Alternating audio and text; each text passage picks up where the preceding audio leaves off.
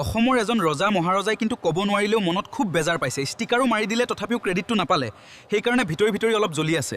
সকলোৱে সহায় কৰিলে, বিপদৰ সময়ত যেনেকৈ পাৰে তেনেকৈ সহায় কৰিলে। আৰু যিজনে বানপানী শুকোৱাত ফটোশ্বুট কৰিবলৈ গ'ল সেইজনে কৈছে পইচা তুলি সাহায্য দিব নালাগে। কাৰোবাৰ গোটেই পৰিয়ালে বেপাৰী, সেইবোৰ মানুহে বাকচ লৈ পইচা উঠোৱাৰ প্ৰয়োজন নাই, কাৰণ লুটিপুটি খাইছে। ধন্যবাদ সেইসকল লোকক যিবোৰে নিজে বান সাহায্য তুলি বা নিজে নিজৰ টকাৰে সেই মানুহখিনিক সহায় কৰিলে।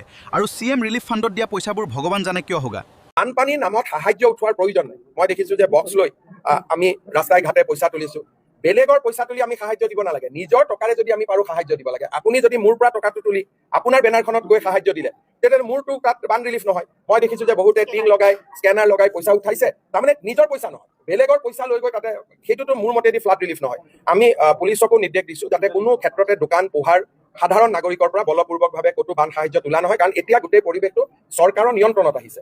তাত এতিয়া চৰকাৰে সকলো জেগাত যাব পাৰে। প্ৰথম 7 দিনৰ কথাটো বেলেগ আছে যে চৰকাৰ যাব নোৱাৰিছিল, এতিয়া চৰকাৰ প্ৰতিটো জেগাত যাব পাৰে আৰু ৰাইজেও চৰকাৰৰ ওচৰত প্ৰত্যক্ষ হিচাপে আহিব।